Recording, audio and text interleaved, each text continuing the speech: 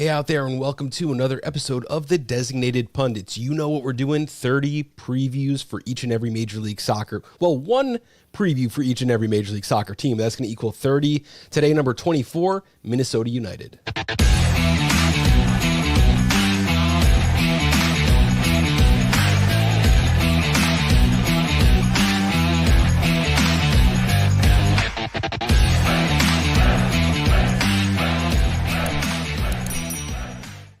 You know, Scott, I was thinking 30 teams really gives me 30 opportunities to fluff the intro each and every time. I think what we have is 30 unique introductions, across the like whole series here. I'll play it like that, yes. And this is going to be the first one I remember to plug our stuff at the beginning of the video. We are the Designated Pundits. You can find us every Monday night live recapping the previous week. Thursday is predictions with a heavy focus on sports betting. We can see those picks. You can play along with us, and you could keep tally with us throughout the season. Scott's on board this year. He's going to be making official plays each and every week, too. He doesn't know that yet. He just found out just now. But you can find us, the Designated Pundits, on every major podcast platform. Go to thedesignatedpundits.com or youtube.com/@thedesignated-pundits. Today we are talking Minnesota United. We're doing it with a first-time Designated Pundits guest, our boy Dan from the Loony Bin. Dan, how you doing today? I'm doing well. Thanks for having me, Scott and Bob. Nice to meet you guys. And thank you for taking the time to be with us here. Let us know, for those of you who aren't familiar with the Minnesota podcasting game, it's been a little shuffle-up cast of characters, and the Loony Bin is one of the newest Minnesota podcasts. Yeah, that's right. Loony Bin, we're about 1 year old, started with the Eric Ramsey and Khaled El Ahmad era. We're a little bit different. My co-host, who's not with us, we call him Loonlet Matt. He's a baby loon. He's actually new to soccer and new to Minnesota United, but he's a fan. He's a new fan. So I'm sort of, a fan of the game, teaching him soccer, teaching him Minnesota United along the way. And then everyone's there for the comedy as well. So this podcast actually originated as an NFL podcast, and it's a very similar origin story. We were talking about football all the time. My co-host currently, Alex, we did the first year, I kind of played the dummy, and we did like a Teach Bob soccer kind of thing. It was incredibly goofy. No one ever watched that. And now, I guess 5 years later, I'm a Bet US MLS expert, and, we're doing the podcast, but I never played at a high level. Scott did. Scott's like the coach, Mr. Tactics over here. But for me, that's great when that's on a show, but most people who talk soccer, you go out with your buddies, you're not talking with professionals, and I think that that's kind of lost on some of the podcasters. You don't need to be a World Cup gold scorer to talk about soccer and have people want to listen to you. So that's what we hope we're doing here with you today as we preview Minnesota United. For sure. Let's start today's show the same way we've started every show so far. And Dan, we want you to tell us your favorite soccer memory of 2024. All right. So I think I have to go with the home RSL playoff game. It was Minnesota United's return to the playoffs, really in terms of having a home game. 2019 was the last home game that we had with fans in the stands. So it had been a while for us to be there for the playoffs. And this game, we had the 0-0 game at RSL, which was just cagey, not a lot going on in that game. But then we came home, and the first goal was scored by Joseph Rosales. He had actually just welcomed his baby that morning. And it was his first goal of the year. So it gets first goal of the season in the playoffs at home. On the same day, he became a father. RSL gets the equalizer, but it goes to penalty kicks, and Dane St. Clair makes multiple saves. The last one pushing a Diego Luna shot off the post, going over to the sideline. And even though the game wasn't over, he was doing the Vince Carter, "It's over," and the crowd was going crazy. It's the last time we saw our team, and I can't wait to see them again. Now's a great time to tell you that Scott is actually an RSL guy. I am. You know what, though? I don't have any hard feelings about that because Minnesota went out and played a very, tough game twice, and they deserved what they got out of those series. So, and Dane St. Clair was incredible in both penalty shootouts. So, credit to him for that. Yeah, and RSL was trending in the wrong direction at the end of the season. Minnesota United was trending in the right direction. So, I think we were both likely to lose to the Galaxy in the next round. So it was a fun consolation match for both of us. Let's recap that 2024 season for Minnesota United. You guys, counting the playoffs, 15-9-13 record, 7-5-6 at home, 8-4-7 away. A little error on my graphic. I guess 30 clubs is finally getting to me here. 61 goals scored, 56 goals conceded. We left you with a +5 goal differential. Lost 6-2 to the LA Galaxy in the conference semifinals. That was a blowout, but overall, I think the season went pretty well, right? Yeah, I mean, the season started extremely unpredictably. This time last year, I don't even think we knew who our coach was yet. Khalid El Ahmad, the new sporting director, had just been in the seat for maybe 2 months. He had a prolonged departure from Barnsley that sort of made that whole winter transfer window almost just a bunch of depth signings. And so we really ran back the same team we had in 2023 going into 2024 with an interim coach, a little bit of a laughing stock, I'd say, for many fans, because we had an interim coach who left for Indy 11, Sean McCauley, a month before the season. So we had the interim to the interim, which was not what anyone wants to go into a season with. But they were prepared, and they actually started the season pretty 7 well. wins, 4 draws, 2 losses. If I'm counting this correctly, that was an amazing start. It also coincided with a heavy home schedule for the first half of the season, and then you saw a little summer lull, which for me, I kind of thought was going to happen. You guys brought in a lot of signings in spots that I didn't think your team necessarily needed to get better. There was some summer ambition there.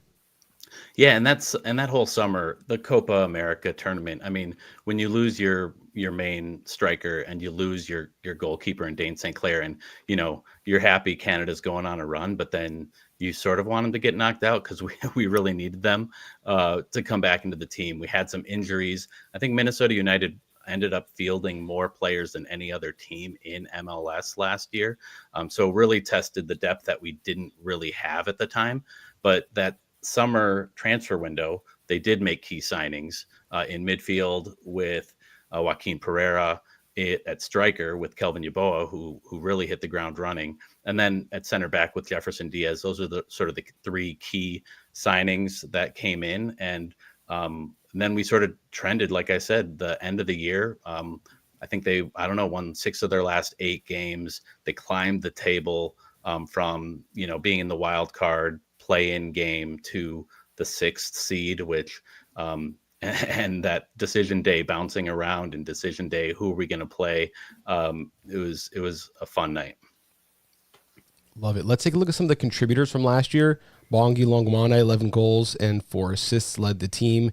Tani Aluashai, 8 goals, 5 assists. Robin Ludd, 7 goals, 13 assists. Kevin Yeboah brought in the summer transfer, 7 goals, 1 assist. These names you're going to have to help me out with some of the Asian names.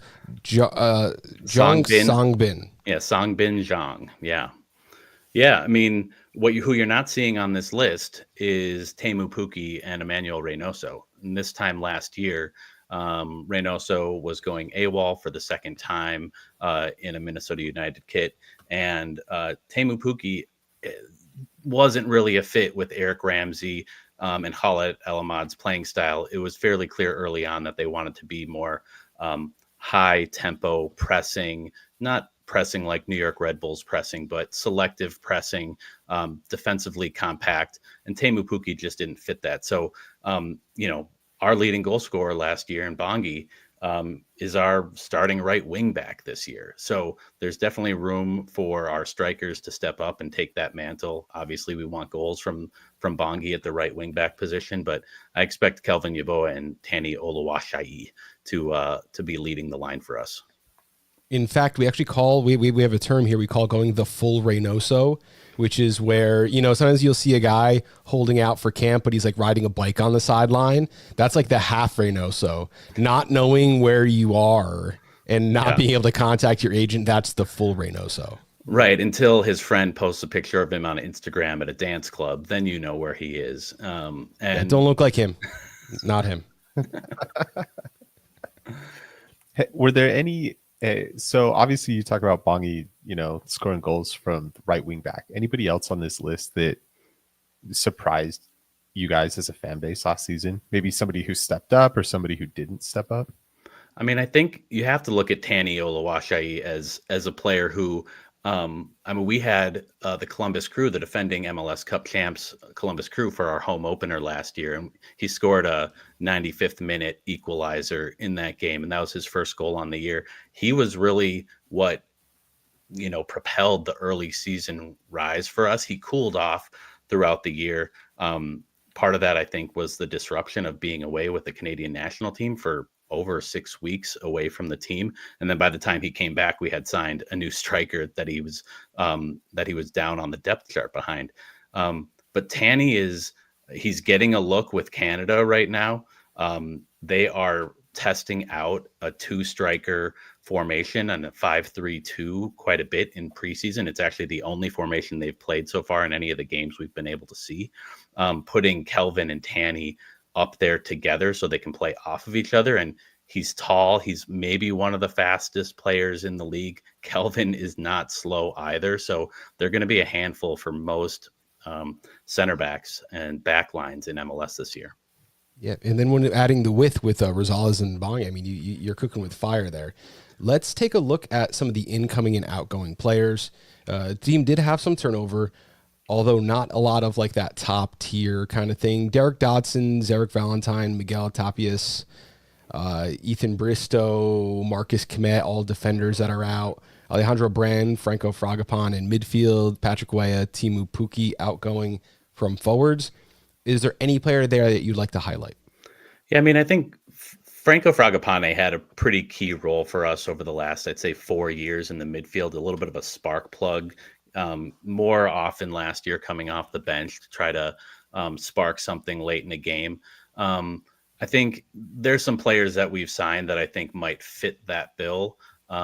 But we're definitely getting younger. I mean, you see Temu Puki, Zarek Valentine, Franco was, I think, over 30 as well. Most of our roster now, like the core of our roster is in this like 21 to 26 range, which really hasn't been the case for Minnesota United through our history.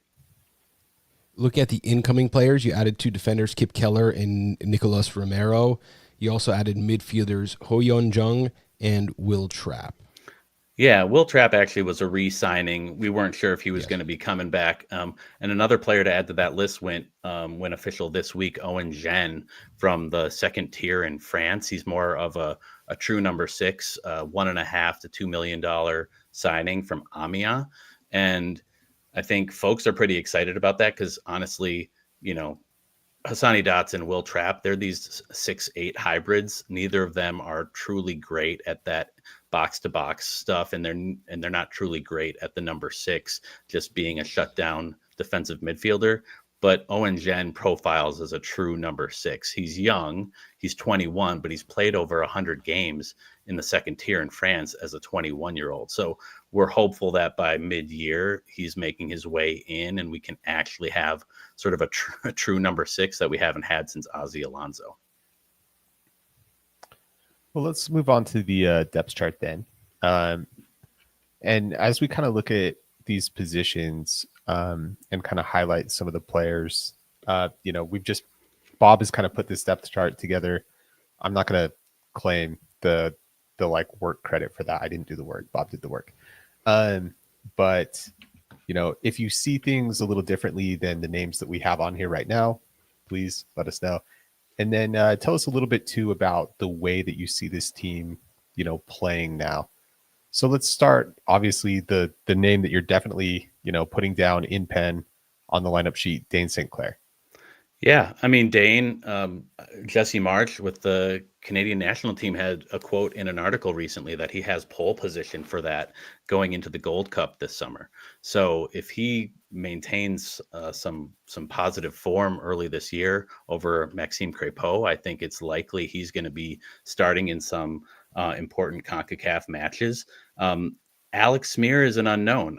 He did win the goalie wars game when the All-Star game was at Allianz Field a few years ago, but I don't think we've seen a ton of him at this level. He He played during that poor spell during the summer last year, which I think a lot of the goals conceded were not on him.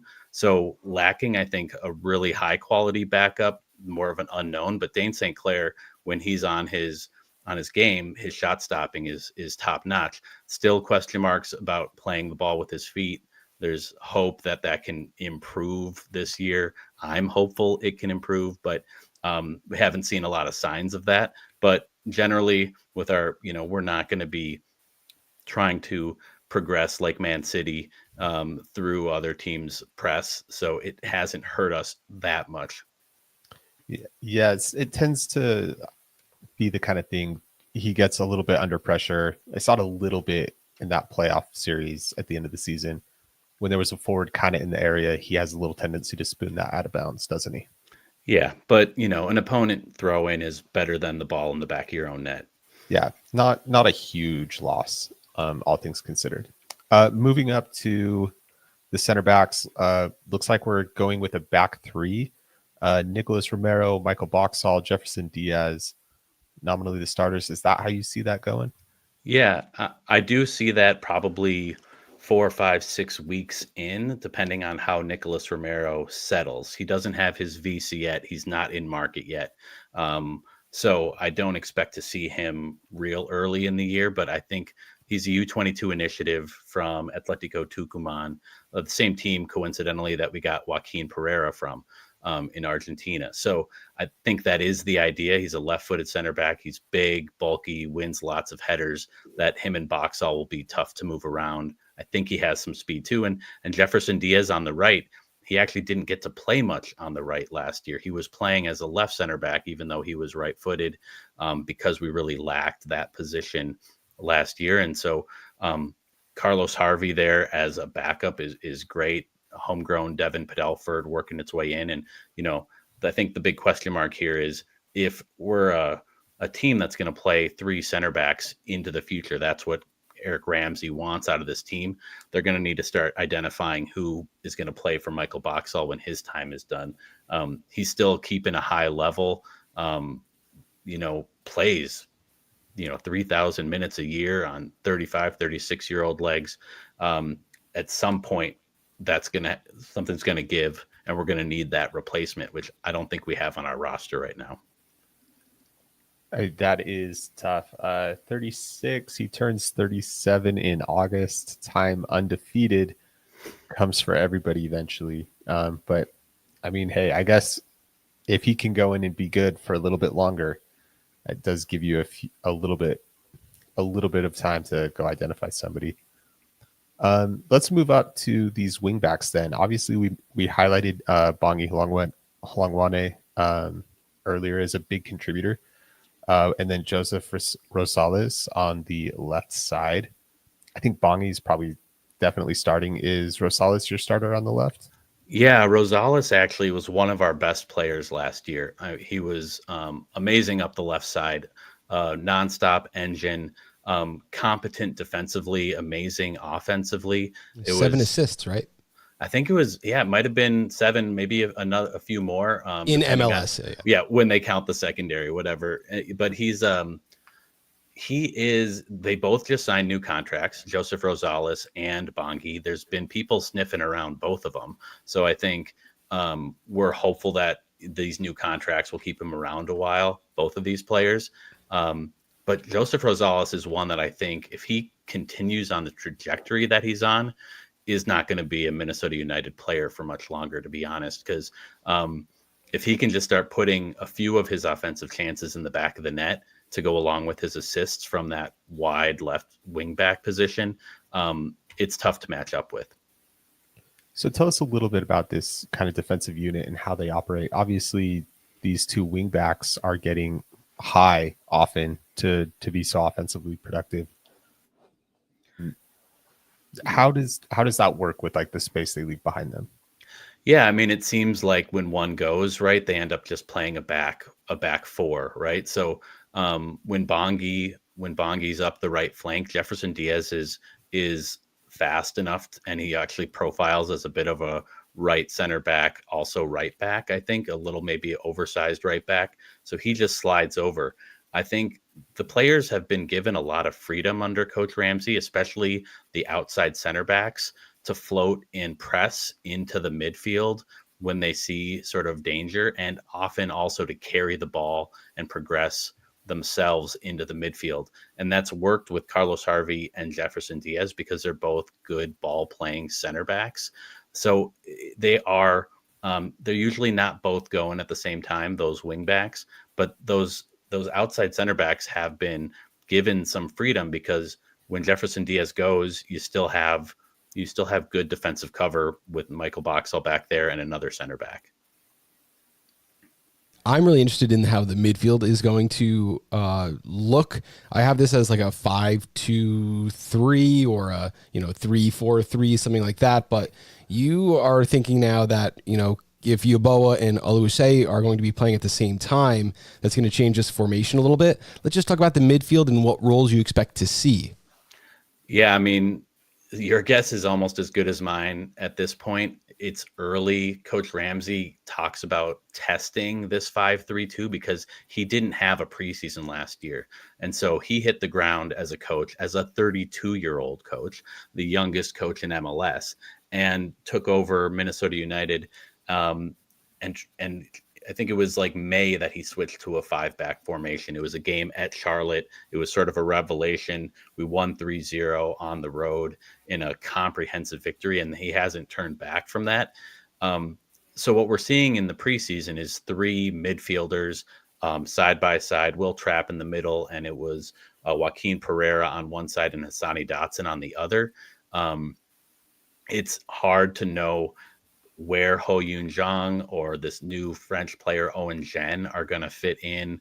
You still have Robin Lode that sort of needs to get on the field as well. So you do have 5-6 good midfielders for those 3 spots if you end up only playing 3 in the midfield. And then, of course, Hassani Dotson had requested a trade. It's unclear whether or not that's going to come to be before the first game of the year or at all.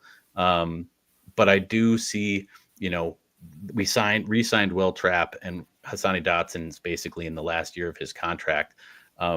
Those guys are really there to give time to Ho Yoon Jung from South Korea coming in. This is the first time he's playing soccer outside of his home country.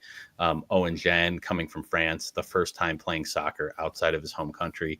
So those guys are there to give time for these new players to get settled.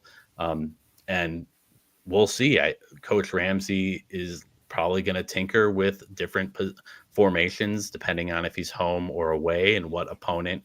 If he's at LAFC or at LA Galaxy versus home against St. Louis, those are going to be things that he's going to play around with. And, he's also a head coach, Coach Ramsey, really for the first time in his life. So we don't really know what Ramsey ball is. We saw a lot of pragmatic defensive 5, like you said, the 5-2-3 sort of formation last year. We just don't really know what he wants to play when he has all the players at his disposal. If there is a 5-3-2, is there anyone on the squad that you would slot in as a 10? I would say Joaquin Pereira maybe profiles the most as a 10. Robin Lode on his day can play that. Ho Yoon Jung is a true 8. He's really the motor that's all over the field. Owen Jen's a true 6. Will Trapp and Hassani can't do that. So it's between Joaquin and Robin Lode, but I don't see Coach Ramsey playing with a 10. That was Adrian Heath's way. He would get Darwin Quintero in and a striker and say, go do your thing. This is much different setup than that. I don't think he's interested in having an offensive focal point. I think he wants the opponents to feel like any of our front 5, any of our front 7 could score a goal on them at any point in the game. I think teams don't need necessarily to have a 10, a single focal, creator player, especially if you can get the kind of production out of other positions. If obviously you play through your wing backs. That's a way to advance the ball. You're getting them in positions close to goal. Rosales 7 assists. Wangwane, what was it? 11 goals? 11 goals. 11 goals. Playing multiple positions. Playing multiple positions, yeah. but obviously there's role there. So at some point, you instead of a single creative player, you need facilitators. And to me, that looks like what your midfield is being constructed to do, to be facilitators for the other talented players around them.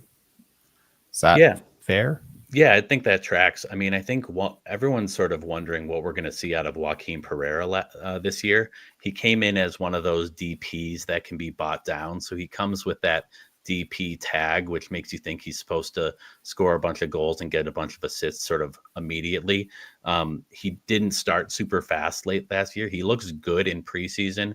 I think if he takes a big step forward this year and he's giving us roster flexibility to come off that DP tag this summer or next winter, I think that's going to really elevate our attack, because I think he can link up with the two strikers really well. You have load still, and then you have to watch out for those wing backs.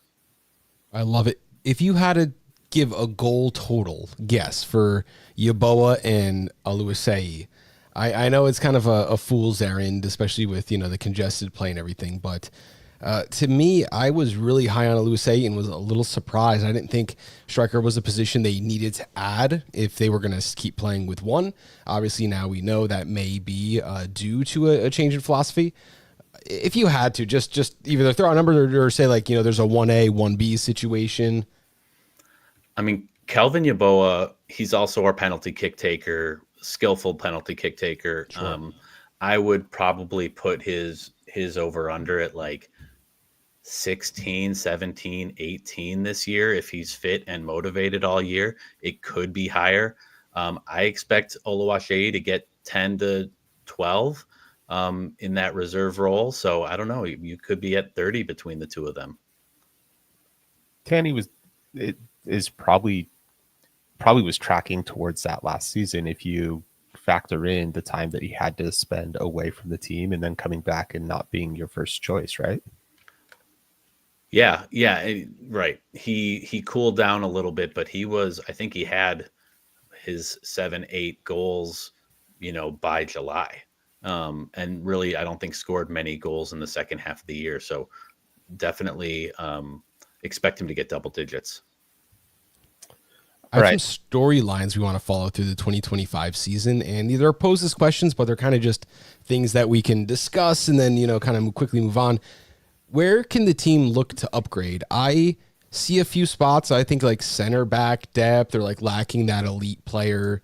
Maybe if you want to go and get a tent and play some kind of ball there. But I mean, this looks like a really solid roster, although not one that's going to be in a position to be a top 2 in the Western Conference. What would push you there? Where do you need to improve? It's a good question. I think a lot of folks want us to get a true right wing back, a high level right wing back, and allow Bongi to play further up the field. Learning a new position at a relatively young age. I think he's 23, 24 at this point. I think folks say, hey, he's your leading goal scorer and you're putting him at right wing back in sort of a position that might not suit his skills completely. So folks want that. I do wonder if, like, you go high level center back just to give them some time while Boxall's here, like let them be here from this summer going forward and really take the reins next year as that Van Dijk in the right in the back of a back three, just cleaning up everything. I think that would be really wise. And then I think we have to see how these young players who came in, how they hit. If Owen Jen doesn't hit as a number 6 for the next 3 years or 4 years that we have him signed, then we still need to go out and get a number 6. We were, I think, in the market for a few other number 6s that were, not the 21-year-old for $1 million, but more the $5, $6, $7 million number 6 that can cover up a lot of mistakes in the midfield.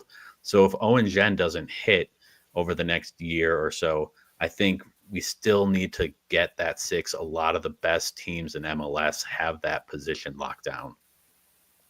Awesome. Now, playing in the Western Conference is one of the harder conferences to play in as far as geographical, as far as travel. Because you have West Coast teams, but you have East Coast teams too. You have teams in the Great White North, like you guys up there, basically Canada. 7 wins, 5 draws, 6 losses last season. That is not the home field advantage that we think of when we think of the Wonder Wall over there in Minnesota. What can you guys do to repair your home field advantage for this season? Coach Ramsey talks about it a lot. I think since Allianz opened 2019, I think we lost 1 game that year at home, and it's just gone downhill from a home form perspective since then. The owner of the team, Dr. Bill McGuire, his foundation put this giant loon sculpture outside of Allianz Field recently. It was like an August install, and I'll just tell you, they haven't lost a home game since that giant loon sculpture was built. So we're feeling pretty positive that the loon sculpture is going to give us good luck to improve our home form. Really, I don't know what they need to do tactically to change that. They had a handful of games they gave away last year to bad teams that just seemed to be maybe some naive coaching from Coach Ramsey as he was, seeing MLS for the first time as a 32-year-old coach. We gave up 2 late goals to Christian Benteke and DC United, giving up free kicks late in the game and then letting him just jump over us and head it into the back of the net. So I think being maybe a little bit more pragmatic, and we don't really tend to be a team that scores first at home for whatever reason.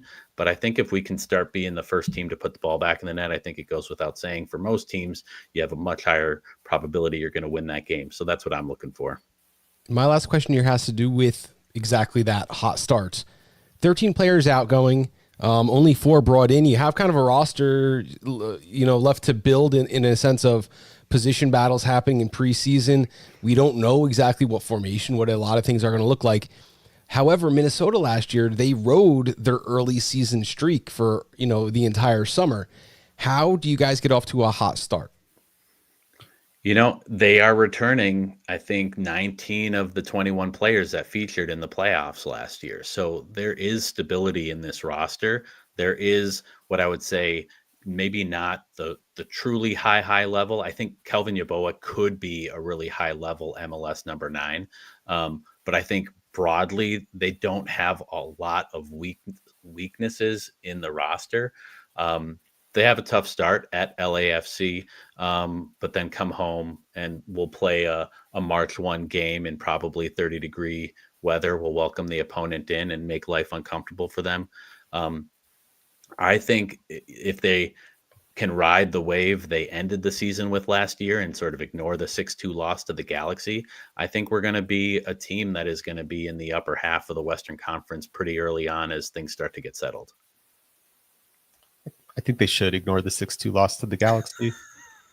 I mean, I don't think there's a lot of meaningful takeaway there other than maybe you're not the best team in the league. But what does that even mean? Right. Going forward, though, let's, put on our prediction caps and try and project out what this season will be. And I'm going to kind of ask you for like a realistic outcome, a best possible outcome, be optimistic, and a worst possible outcome, and kind of give us what has to go right, what has to go wrong for those things to happen. And if you're ready, I'll let you go. Otherwise, I'll prime your pump a little bit. Yeah, you go ahead. I look at this team, and it seems like a pretty complete roster. Starters all over the field, competent MLS players to, above average MLS players. I don't see this team being bad. I think you've got a good coach. I think you've got good players.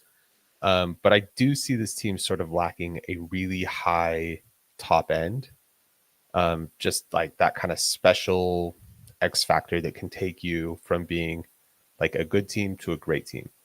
So I see this team in a really kind of congested Western Conference ending up sort of in a similar spot to where you were last year, being in the playoff picture, probably I think really high chances to being definitely above that play-in game, but not hitting that top 4 level in the West.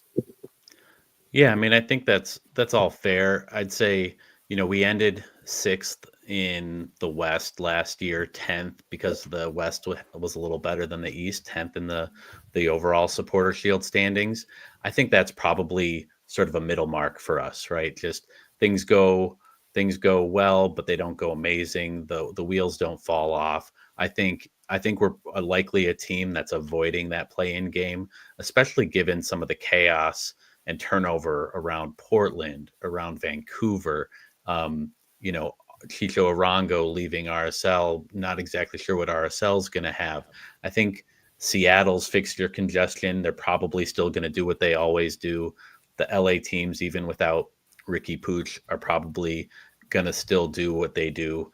But it does seem like Minnesota, compared to a lot of those other teams, like Houston losing their 8 and their 10 last year, I think we have stability that other teams don't have right now, and we've added some young, hungry players to the midfield.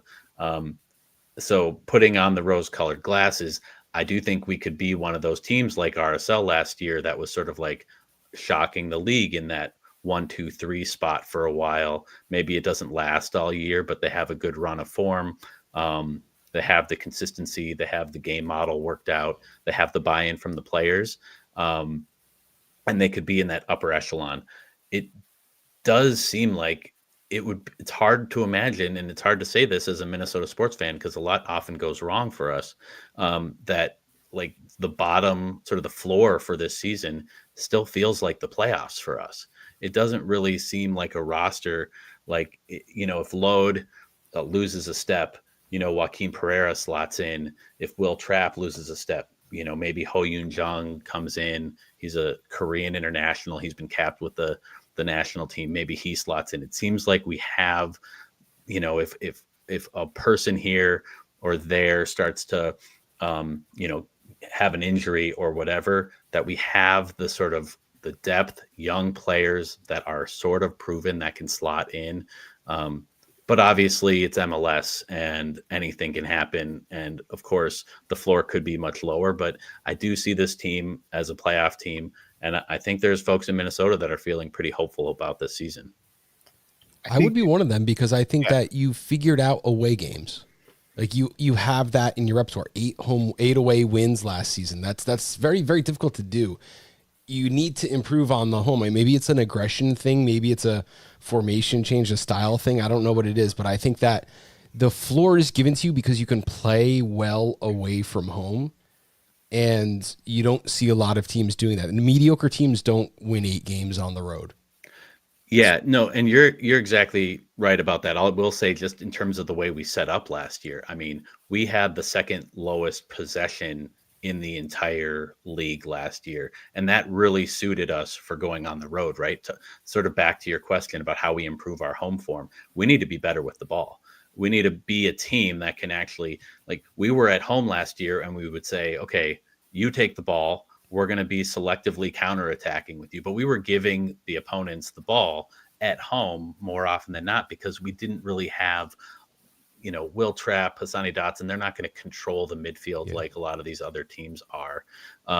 But when we do turn them over in the wrong spot and we can get Tani Oluwaseyi into space, or we can get Rosales up the left flank, then we're a dangerous team. So learning how to we have that. You're right. We have that away model. We don't need the ball to beat you. Set up, already figured out. I was just going to say, it's an interesting thing because RSL was in a very similar spot a couple years ago where they were a really good team on the road and they had a kind of their worst ever home season. And that was immediately followed by them, having kind of a club record sort of season. Minnesota feels in a similar way like they could be set up for, to have a similar pattern. You figured out the hard stuff, which is how to perform on the road. Winning at home is something that should be a lot easier to figure out. So I agree, especially with the giant loon sculpture. Yes, Scott, that's what we need for RSL. That's what you guys. We're gonna make a big golden chicken, stick it outside of RSL there, and you guys will be golden. There's the duck or the raccoon. We'll talk about that some other time. We've got a few animal mascots. I saw the raccoon. Dan from the Loony Bin, thank you so much for being our guest here today and talking us through Minnesota United. Let us know one more time where we can find your work. Yeah, I mean, we do our podcast. You can find us on all the main platforms, Apple and Spotify. We got a website, but you're not going to find much there. So, look us up on Blue Sky, Loony Bin Podcast. We're pretty active there.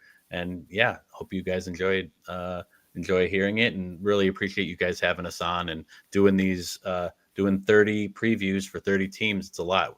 Definitely appreciate it as a fan. Oh, it is. And if you're watching live here, you can see us tomorrow night, 6 o'clock, 7 o'clock, and 8 o'clock as we talk NYCFC, Sporting KC, and Real Salt Lake. Thank you guys for checking in tonight on this episode, and thank you for watching the Designated Pundits.